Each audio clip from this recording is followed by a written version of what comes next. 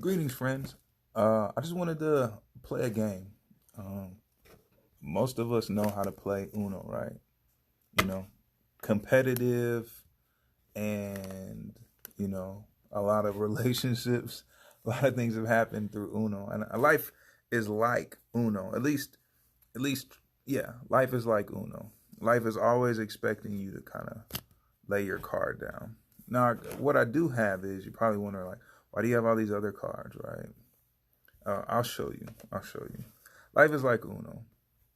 You know, life is gonna want you to put down a card, either same color that goes with the game. But not always. Our cards don't always match up with what the game wants. And life Uno's a lot like trauma, but if we, maybe we added a couple different things to the deck. Uno recently came out with these random cards, shuffle cards. This one says shuffle hands, right? And so when you lay that down, everyone shuffles hands. Now, when you have trauma, but what if this? What if in your past, in your life, you had some trauma of some sort? Maybe someone took a piece of your innocence, right?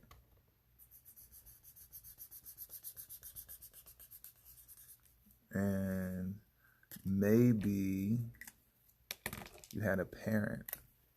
Maybe it was a mother, maybe it was a father. Maybe they weren't in your life, and so you have this hollow point in your life.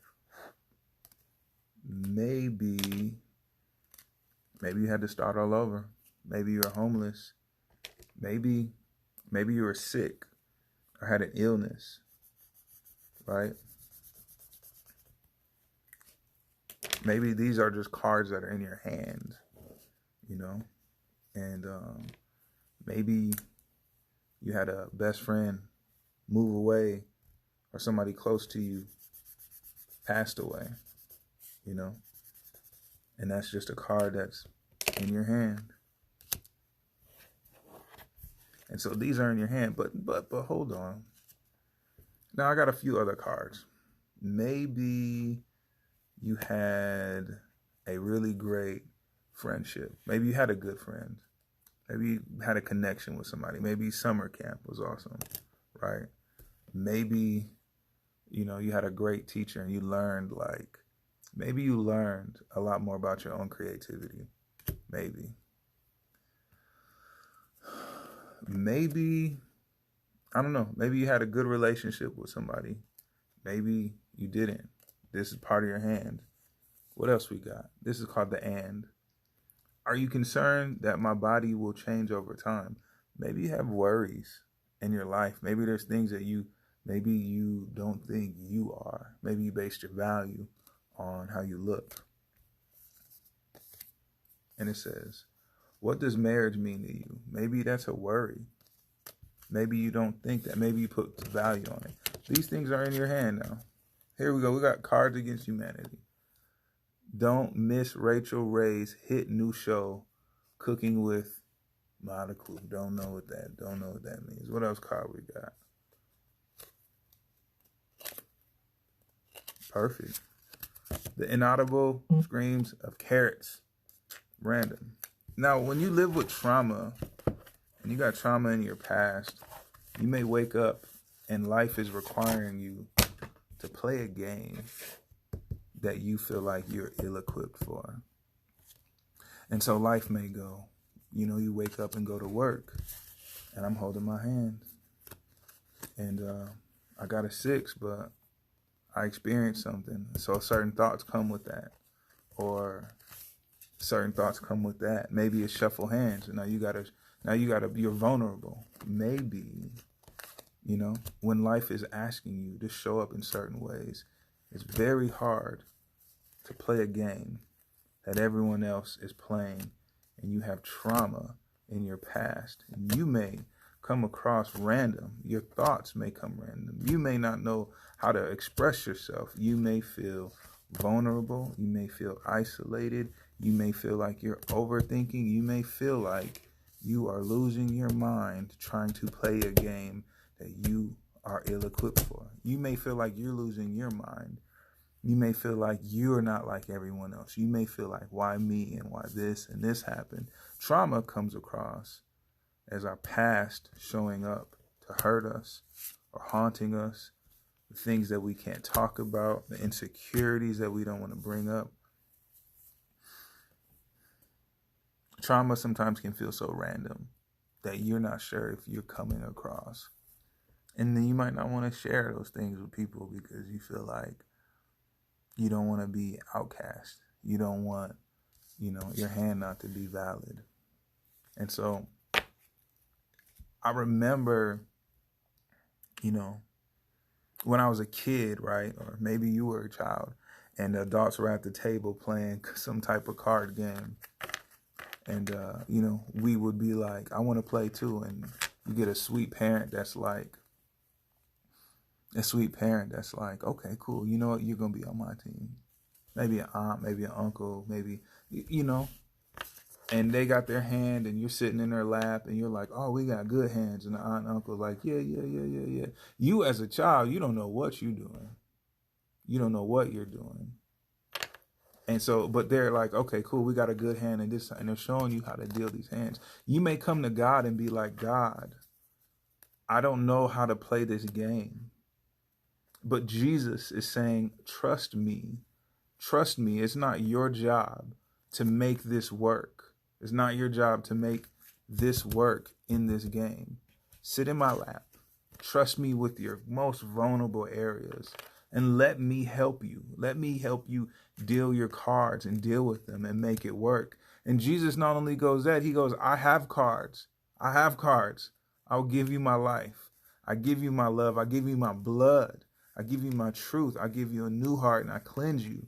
And these things that have happened to you, there's healing. There's trauma therapy. There's addiction therapy. There's resources. But above all, first you have to trust me with your hand. You have to trust me to deal your cards and make it work. And above all else, Jesus promises us, regardless of the condition of our hand, regardless of the condition of the cards we've been dealt, he guarantees we're going to win this game. I guarantee you that. We're going to win this game. It kind of reminds me of, I remember being a kid and, I would go into like a grocery store. I'm pretty sure you had this experience. You go into a corner store, you want to get you some like chips or pop or something. And, you're like, well, I want that. And it's like a pop. It's whatever, some type of candy. And like some adult is there. And they're like, well, let me see how much you got. And you pull out a handful of change. Probably got a marble, probably got a button. You pull out a handful of change. And they're like, well, you got 2 quarters. You got 2 nickels. You got a dime and some pennies. And a little lint. Let me clean that off for you. So you don't have, if your soda cost $1, you don't have enough. But what would happen more often than not? That stranger is in a grocery store will go, you know what? How about this? Give me your change. Give me your rusty quarters. I'm going to put $1 in your hand. Go get what you need. Many times in this world, much like that corner store, we don't have enough. We don't have enough. And Jesus oftentimes approaches us and like a stranger, to those that don't know him, like a stranger. And he goes, okay, give me your change because you don't have enough. And let me make enough. When you get that, you give that up, you feel robbed for a second. Hold on, this is my life savings right here, lady. This is my life savings, random stranger in a grocery store. No, just give me this. Give me this 52.75 cents you got right here. And I'm going to give you $1. I'm going to make it enough. And often more than just in our life, we have a Jesus that if we trust him with our brokenness, if we trust him with the random, chaotic, whatever of our life, he has promised us he will make it enough. He has given us more than enough. The first step is to trust him with the broken things and the ugly things. So the first step is to trust God. I said this today. Prayer is faith and believing God. It says, be not anxious for anything, but through prayer. Prayer is believing God is enough to speak to him. Scripture says God rewards those that diligently seek him, believe that he is, and diligently seeks him. So prayer is you believing God is and seeking him. So through prayer, supplication, be not anxious about anything but through prayer, supplication, and thanksgiving, let your requests be made known to God, so that the peace of God, which surpasses all understanding, will guard your hearts, minds, and souls. When it says guard, it don't just mean I'm going to protect these cards. No. Heaven is way more intentional. Not only is it I'm going to guard these cards, I'm going to order them in a way so that we will win this hand. I'm actually going to guard you in this game. You're going to chill here and let me guard you, right? Let me benefit you. And so seek ye first his kingdom, his righteousness, and his glory, and all these things will be added unto you. All these things will be added unto you. We're going to win this game. Be not anxious for anything, but through prayer, trust in God. Supplication. Jesus said, I stand at the door and knock, and whoever opens up, I will go in with him and supplicate with him, and me with him with me. Supplication just doesn't mean like hanging. It literally means dining and enjoying and learning and giving and yielding. I will supplicate with him. So through prayer and supplication and thanksgiving. Thanksgiving is, Jesus, I ain't got enough cards. They didn't want me. They didn't leave me. They abandoned me. But thank you for making it enough. Thank you for loving me. Prayer and supplication. And then it goes on to say, let your request be made known to God. Ask anything in my name, said Jesus, so that the Father will be glorified. It glorifies the Father to bless you with what you need, so that the peace of God, which surpasses all understanding. That means our ability to comprehend it. You ever knew something, but you don't know how you knew it? You knew there was going to be a knock at the door. You knew there was going to be, bill was going to be paid, or intuition. It says the peace of God that surpasses all understanding will guard your heart, mind, soul. Anyways, my friends, I just wanted to remind you, encourage you. Trauma is real. Mental health is real. It's not easy. And I would say the first step is being honest with yourself. I struggled for a while and still fight through it. I'm only here because God. I'm only here because God. And I just want to encourage you. If there's an area in your life, maybe something too deep for word, maybe there's some things in your deck you cannot talk about, I encourage you through faith. Without faith, it is impossible to please God. I would also say without faith, the same cards in your deck will continue to come up. The things that you do not work on will work on you. I love you, my friend, and I pray if there's help, reach out. Do not be lonely. Do not isolate. Reach out to whoever you need to, because the kingdom of heaven is at hand. And what God loves is our soul. And the condition of our soul, he's willing to fix it. But we got to trust him. We have to trust him with the hard things, with the broken things. What's awesome about that is, again, without faith, it is impossible to please God. But the kingdom of heaven don't quantify how much faith we got. Remember, we can have 2 cards. Jesus said, you can have faith the size of a mustard seed.